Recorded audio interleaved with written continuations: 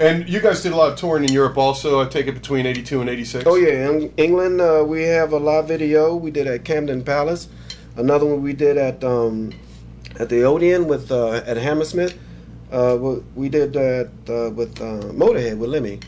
Gotcha. You know, we did a little thing there. So, then you made it back down to D.C. and you were saying Bitch Boy, and I remember that you'd been in Murder Junkies. Had you done much recording with those guys while you were around town, or was it kind of like gigging out and then you were like, man, I'm blowing out D.C. again? With Bitch Boy, DC. we did some recording, definitely, but nothing like on vinyl or nothing to sell, right? Gotcha. I mean, we had our little cassettes, but that was about it. And again, I don't know what the deal is, man. I thought it was a DC thing.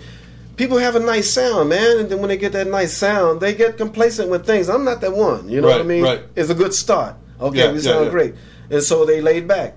Again, I was still on a mission, man. Right. So they was fooling around, and we played this group with Joyce from Murder Inc. used to work uptown somewhere, and they dug my style, and their drummer was screwing up. They, you know, gave me a little small offer, and I picked up on it. You know what I mean? And again, the same thing was happening. You know, we sounding great, playing all around, you know, around the metro area, and complacency came in again, and So fast forwarding to basically now, like, I know you're playing with TM Stevens here and there.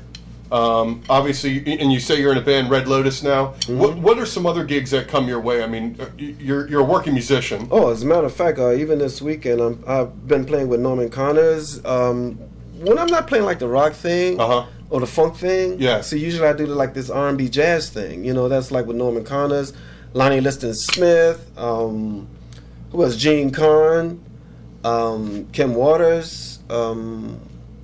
Shit, man. There's a list full of people, man. I just can't even, you know, think of it right now. But, you know, if you check out, you know, MySpace, I have everything listed there, man. Gotcha. So it's going to be on that jazz tip when I'm just low-key and doing the record for the CD. Now that you mentioned MySpace, what sites should people check out if they want TC Tolliver info? MySpace.com/TC Tolliver. My whole life is right there. So talk about Red Lotus, because I want to know about this band. Okay, Red Lotus, that's a group. Matter of fact, I just met those guys about a year ago. I was playing with TM Stevens in New York at the time. They gave me their CD. I dug it. 3-piece band, you know, with a singer, Roz Nash. Fantastic singer, man. She sounds like that singer from Mother's Finest, man. Cool. And so that got my attention, and they did a tour about 3 months ago in Europe. The drummer came back. He decided he didn't want to do it anymore, so he quit. Alex, the bass player, we call him Space Buddha, badass too. So he called me and asked me if I would do a CD with him because they in the process of doing a CD, and if I was interested, even doing a tour. I said, check it out, dude. Man, I'll do both. Cool. You know what I mean? Because they was right up my alley. I love it, and this is another band that's going to be huge too, man. It's going to be a hell of a band. The thing that I like, I like unique bands, man. I mean, not just all hard rock or all this or all that, you know? Yeah. The thing about that, this band Red Lotus that gets my attention is when we play hard music, hard rock, man, it's hard rock, man, you know what I mean? And when we play like R&B, it's that, you know, that Marvin Gaye stuff, man. But with that rock feel, you know what I mean? And sometimes we even get into little jazz things like that, man. So the band can mix it up. Yeah, mix it up, but it's still one thing, though. You know what I mean? So you got your sound. Yeah, man. I think it's off the hook, man. I can't wait. This will be my first recording with them.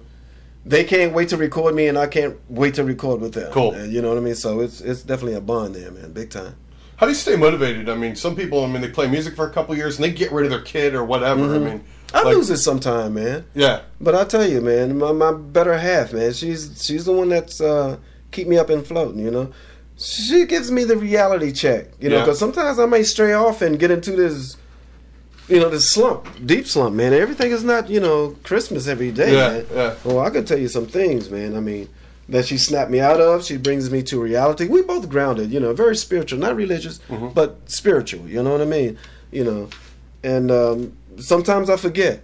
You know, I get so hung up in, of conquering the world. I forget things around me sometimes and shit. And a lot of times she reels me in, let me know where I've been, where I'm at right now, or where I'm going. You know, then I put all this in context and just chill and let God do His thing. Just relax, dude, man. You're healthy as hell. I mean, I don't even take an aspirin, man. Yeah. You know what I mean? And so my health is perfect. Cool. What's the problem, man? You know, I'm not all... You know what I mean? So it's all good. So when I have these moments, just sit back and, hey, give me a rum and coke, man. You know, that type of thing, and just chill, man.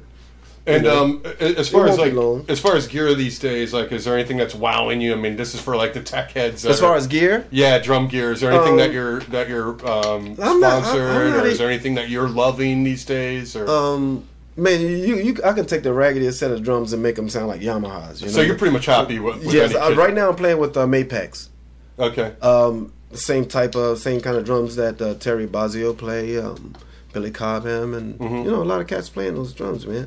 Sounds pretty good, man. I mean, I got them tweaked up so hot, man. You know, it's almost, it's not the drums, it's how you play as well, man. Somebody can have a Yamaha set, and you might think it's a Kent set or something like that, you know. But if I get back on them, it's going to sound like a Yamaha. You know what I'm saying? So, as far as drums being hyped, no, I'm not into like a name type thing. If it sounds good, it's great, you know. It can be, it doesn't matter. It's the way I tune them, the way I hit them, the way I play them. You know what I mean? That gives that sound, you know?